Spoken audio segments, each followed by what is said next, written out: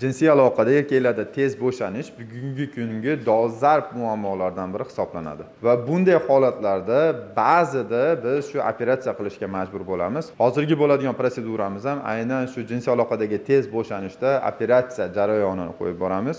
Agar sizga tez bo'shanishdan qanday qutulish qiziq bo'lsa va qanday turlari haqida ma'lumot kerak bo'lsa, videoni oxirigacha ko'ring. Albatta, video davomida ham operatsiya qilamiz, ham sizlarga ma'lumotlar berib boramiz. Do'stlar, hammaga assalomu alaykum. Tez bo'shanishda denervatsiya degan operatsiya qilamiz. Operatsiya haqida ko'plab savollar bo'ladi. Ko'pchilikda noto'g'ri tushuncha bor. Tez bo'shanish bo'lsa-la denervatsiya operatsiya qilinadimi deb turib, ko'p bemorlar shu tez bo'shanaman, denervatsiya operatsiya qilib bering deb keladiganlar ham bo'ladi. Bu aslida noto'g'ri narsa. Tak, nima uchun noto'g'ri? Chunki tez bo'shanishda bir nechta turlari bor. Shularning ichida aynan tez bo'shanishda darzal nervlar deydi. Ya'ni jinsiy holatda shu yuzga joylashgan nervlarning sezuvchanligi baland bo'lsa, faqatgina shundagina bu denervatsiya operatsiya qilinadi va operatsiya foydali bo'ladi. Qolgan holatlarda operatsiya foydali bo'lmaydi, foyda bermaydi. Buni qanday aniqlash mumkin? Agar sizda tez bo'shanish bo'lsa, har doim aytadigan narsamiz. Bugungi kunda masalan, avvalo reklama qilish emas, lekin shu soft spray menga juda ham yoqdi. Chunki lidokain spray topish qiyin birinchidan, ikkinchidan soft sprayda qo'shimcha bitta преимуществолari bor. Oddiy soft spray degan spray, ya'ni sepadigan dori deymizmi, nima deymiz? Shunaqa. Shuni olasiz. Olib turib jinsiy aloqadan 10 minut oldin, ya'ni jinsiy aloqani rejalashtirdingiz. 10 minut oldin aytganimdek, o'sha soft sprayni jinsiy olatga sepiladi. 3-4 martagacha. Bir marta sepish xato. Va albatta sep bo'lgandan keyin jinsiy olatni mana bu holatda yaxshilab ishqalab olish kerak bo'ladi. Yaxshilab bunday ishqalab oldingiz, shundan keyin jinsiy olatni tek qo'yasizda 10 daqiqaga. 10 daqiqa mobaynida sizda nima kuzatiladi? Xuddi jinsiy olat muzlaganga o'xshagan g'alati chuvство bo'ladi. Aynan shu chuvstvodan keyin, ya'ni muzlaganga o'xshagan chuvstvo bo'lgandan keyin sizda endi bu dorini albatta yuvib tashlashingiz kerak bo'ladi. Bu dorini yuvib tashlaganingizdan keyin bo'lsa, jinsiy aloqa qilasiz, yuvib tashlaysiz yoki bo'lmasa влажный salfetkada yaxshilab artib olasiz. Ko'pchilikka buni oddiyroq qilib tushuntirganda, endi baribir ayolning oldida har doim bu narsani ayta olmaydi, bu narsani qila olmaydi. Bu narsani oddiyroq qilib tushuntirganda aytaman, что hojatxonaga kiring telefoningiz bilan. Hozir moda-yu, telefon bilan hojatxonaga kirish. Xo'p, hojatxonaga telefoningiz bilan kirasiz. Telefoningiz bilan kirgandan keyin hojatxonada o'tirasiz va soft sprayni ishlatasiz. Shundan keyin 10 daqiqadan keyin jinsiy holatni yuving va chiqing va jinsiy aloqa qiling. Shunda odatda sizda 2 daqiqaga cho'ziladigan jinsiy aloqa, yana qaytaraman. Masalan, 2 daqiqa bo'lardi jinsiy aloqa. 10 daqiqa va undan ortiq bo'ladigan bo'lsa, ya'ni 2 daqiqada 3 daqiqa bo'ldi yoki 4 daqiqa bo'ldi. Bu dori foyda bermadi degani. 3 daqiqa, 4 daqiqa. Agar shunda 10 daqiqa va undan ortiq bo'ladigan bo'lsa, aynan shunday holatda qabulga keling, ya'ni buni bir yo'li sinagan holatda keling va biz sizga denervatsiya degan operatsiyani tushuntirib beramiz. Qanday bo'ladi, qanaqa bo'ladi. Agar sizda shunday holatda jinsiy aloqada o'sha soft sprayni ishlatdingiz, 3 daqiqa yoki 4 daqiqagacha cho'zildi, ya'ni o'zingiz xohlagandek uzoq vaqtga cho'zilmadi. Agar bunaqa bo'ladigan bo'lsa, unda ham keling, chunki unda sizda denervatsiya operatsiyasi o'tkazilmaydi, balki dori-darmon bilan tez bo'shanish davolanadi. Demoqchi bo'lgan narsam, ikkinchi savol ham bo'ladi, hammaga faqat operatsiya qilish kerakmi deydi. Yo'q, operatsiya emas, faqatgina bir dona dori bilan jinsiy aloqani vaqtini cho'zish mumkin. Ba'zi holatlarda smeshingli deydi, aralash turi bo'ladi. Tez bo'shanishga sabab serotonin retseptorlarini sezuvchanligi oshib ketishi va bir vaqtda o'zida shu nervlarda sezuvchanligi, jinsiy holatdagi nervlar sezuvchanligi oshib ketishi bo'ladi. Bu aralash turi deydi. Aralash turida ham biz denervatsiya operatsiyasini taklif qilamiz. O'zimiz bitta yaqin tanishimiz bor edi. Shu bolada ham shu tez bo'shanish bor edi. Tez bo'shanishda aynan aralash turi. Faqatgina soft sprayda o'zi zo'r effekt bermagan, qanchadir ozgina effekt bergan xolos. Qo'shimcha o'sha serotonin bloklovchi dori bilan qilinganda soft spray zo'r effekt bergan. Shu bolada ham denervatsiya operatsiya qildik va denervatsiya operatsiya qilganimizdan keyin bo'lsa, zo'r effekt berdi. Operatsiyadan keyin hozir o'zini aytishi bo'yicha shep bo'lib o'tiribman deyapti. Qalay zo'r effekt berdimi desam, ha aka, seksdan keyin shep bo'lib o'tiribman xotinim oldida deydi. Hurmatli ayollar, kommentariya yozgan, o'zi shu qoluvdi, olib chiqilmagan, gapirilmagan, boshqa qilmagan deb. Sizlar uchun bitta gap boshingizga tushsa bilasiz. Yoki hurmatli erkaklar uchun ham taalluqli bu narsa ayniqsa. Tez bo'shanish kimlarda bo'ladi? Xotinlarda ham bo'ladi. Yo'q, bo'lgan shunaqa patsient bittasi kelgan. ayol kishi aytgan, "Короче" degan, "Men tez bo'shanaman" degan ayol kishi. Lekin erim uzoqda bo'ladi degan. Qancha u tez desam 1 minut, 2 minutda bo'shanib qo'yaman-da, bo'shanganimdan keyin qurib qoladi. Yoqmaydi. Undan keyin aloqa qilsa birinchidan menga yoqmaydi. To'g'ri. Ikkinchidan hali shilib tashlaydi. Shunga nima maslahat berasiz deb kelgan, realno. Уже tez deylar 1 minut, 2 minutda qo'yib yuboring. 2 minutda tez bo'shanib qo'yar ekan ayol kishi, u yog'iga keyin уже yoqmay qoladi ekan aloqa. Nima qilsam bo'ladi degan bitta variant. Ashunda erimni tez bo'shanadigan qilib bering deb kelgan birinchi marta. Buni iloji yo'q deganman. Podgotovka yaxshi bo'lishi kerak deganman. Birinchi uchun tez bo'shanish uchun erkak kishi. Oxirida aloqa bo'lsin, ungacha podgotovka bo'lsin deganman. Xullas, o'shanaqa tavsiya berganman. Endi aniq bitta yordam bera olmayman deb ayta olmayman bunaqa holatda. Umuman olganda shunaqa turi ham bor. O'zi qachon tez bo'shanish deyiladi degan savolga ko'pincha javob berganman. Hozir yana aytib ketaman. Qachonki ayol kishi orgazmni his qilmasa, lekin erkak kishi orgazm his qilib bo'shanib qo'ysa, bu tez bo'shanish deyiladi. Ya'ni masalan, agar erkak kishi 1 minutda bo'shanyapti, 1 minut ichida ayoli ham bo'shanyapti. Bu tez bo'shanish deyilmaydi. Chunki bu oila uchun o'sha 1 minut yetarli hisoblanadi. Lekin imенно kitoblarda yozilishi bo'yicha 3 minut va undan kam vaqtda bo'shanadigan bo'lsa, tez bo'shanish deyiladi. Yana qayta aytaman, bu har doim nisbiy hisoblanadi. Agar ayol kishi 10 daqiqada bo'shanmadi, lekin erkak kishi 10 daqiqaning ichida bo'shanib qo'ydi. Bu oila uchun, bu erkak uchun bu ham tez bo'shanish hisoblanadi. Chunki 10 daqiqa bo'lsa ham. asosiy maqsad bu yerda jinsiy aloqada ayoli ham, eri ham jinsiy aloqadan rohatlanish hisoblanadi. Bu yerda bo'lsa ikkalasida ham rohatlanish teng bo'lmayapti. Shuning uchun bunday oilalarga ham davolanish odatda tavsiya qilinadi. Erkaklarda urologik muammolar ko'p uchraydi. Bular xoh farzandsizlik bo'lsin, xoh bu narsa o'sha jinsiy zaiflik va boshqa sabablar bo'lsin. Ko'pchilik erkaklar ba'zi holatlarda bu narsani hattoki yechimi borligini ham bilishmaydi. Lekin bizni jamoamiz sizga har qanday urologik muammo bilan eko bo'ladimi bu yoki jinsiy zaiflikning eng og'ir turi, jinsiy aloqadagi eng katta muammolar bo'ladimi? Jinsiy olatni razmerida yoki bo'lmasa jinsiy olatni qalinligida yoki jinsiy olatda o'tkazilgan turli operatsiyadan keyingi travmalarda va jinsiy olatni qiyshayishi va boshqa holatlar bo'lgan taqdirda ham, hatto zamonaviy protez qo'yish kerak bo'lsa ham, sizlarga albatta yordam bera olamiz. Bu muolajalar barchasi biz o'zimiz ishlaydigan klinikada amalga oshiriladi va bu muammolarga biz sizga albatta yechim bera olamiz. Aytgancha, yoshlar faqat o'zini o'ylamasdan ota-onalar haqida ham biroz o'ylashimiz kerak.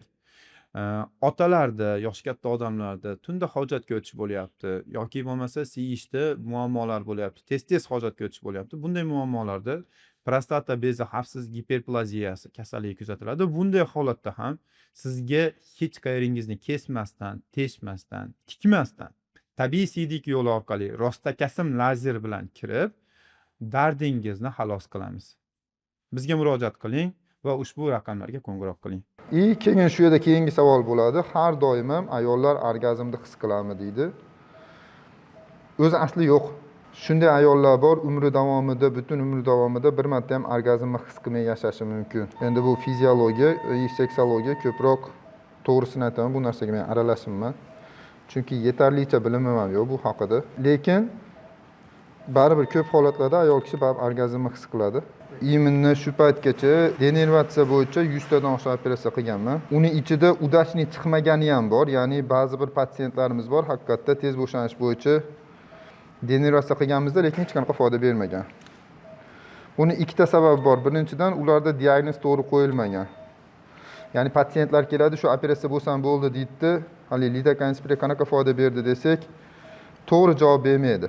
Zo'r bo'ldi aka, vaqt cho'zildi, boshqa degan gaplar bo'ladi. Keyin ularga ishonib turib, gapiga ishonib biz denervatsiya operatsiya qilamiz. Denervatsiya operatsiya qilganimizdan keyin bo'lsa, ular hech qanaqa yordam bermaydi. Sababi aytganimdek, denervatsiya faqatgina shu nervlar sezuvchanligi oshib ketgan bemorlarda foyda beradi. Shundan keyin operatsiyadan keyin ularda hech qanaqa natija olmaganmiz. Ba'zi patsientlarimizda bo'lgan operatsiyadan keyin qanchadir vaqt yaxshi foyda bermagan va sekin-sekin bu narsa zo'r effekt bergan. Denervatsiya operatsiyasining yana bitta yomon tomonlaridan bittasi bor. Bu denervatsiya operatsiyadan keyin hammasi emas, ba'zi patsientlarimiz shu jinsiy olatda o'zida uyushlarni his qilgan. Xuddi olat ham uyushganga o'xshayapti yoki bo'lmasa tortishganga o'xshayapti deb his qilganini aytgan. Lekin 100% hamma patsientimizda bu keyinchalik yo'q bo'lib ketgan. Bu narsa. Operatsiyani qilgandan keyin operatsiya mana narkozda bo'lyapti hozir. Narkoz spinal anesteziya deydi. Beldan ukol qilinadi va nervlar o'ldiriladi.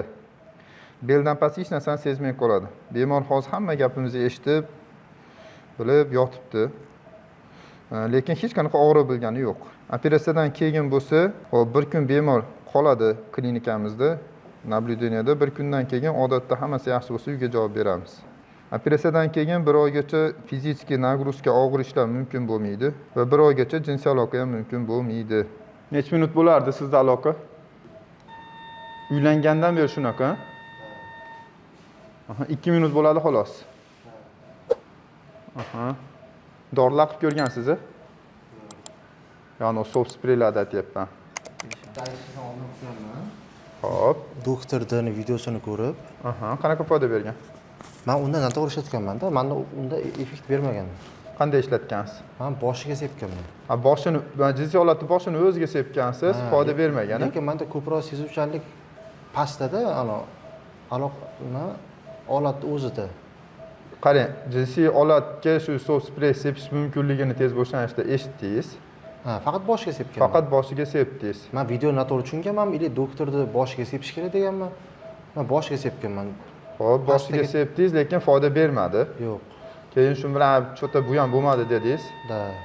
Qancha yashadingiz ayolingiz bilan? 4 yil bo'ldi uylangan. 4 yil bo'ldi. 4 yildan beri yashaysiz. 4 yildan beri shunaqa 2 minutga boradi xolos. Da. Tez bo'shanish o'zi oilaviy munosabatlarga qanaqa ta'sir qiladi? Ta'siri bormi, yo'qmi? Endi ayol kishi baribir sirtida aytmaydi, bildirmaydi, baribir ta'sir bo'ladi. Nimaga deganda bitta patsient bilan gaplashuvdimda shu temada. Aytdi, что ayolim har doim ham jinsiy aloqani xohlamaydi, bilaman deydi. Tez bo'shaganim uchun menga ayta olmaydi-da, lekin jinsiy aloqa qilishni xohlamaydi.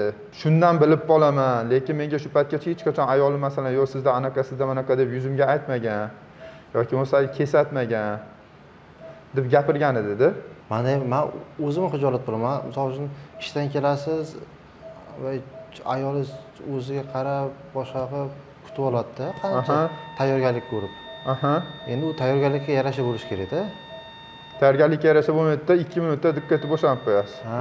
U ayolim biron marta bu temada og'iz ochmagan, lekin odam o'ziga nazorat qilish bor-ku. Lekin har balo qilib ko'rasiz, hech narsa foyda bermaydi va ham tezda bo'shanib qolaverasiz. Oxiri soft spreyni ishlatdingiz. Soft ishlatdim. O'sha qanaqa effekt berdi? Siz aytgandan keyingisimi?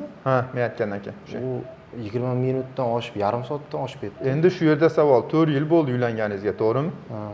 4 yil bo'ldi. Har doim 2 minut bo'lgan jinsiy aloqa. To'g'ri aytyapman-a? Keyin shu softni ishlatdingiz, yarim soatda atrofida bo'ldi jinsiy aloqa. Qanaqa his qildingiz? Ayolingiz tomonidan qanaqa reaksiya bo'ldi yoki bo'lmasa siz o'zingiz qanaqa his qildingiz shunda? Shuningizda nima demoqchiligim?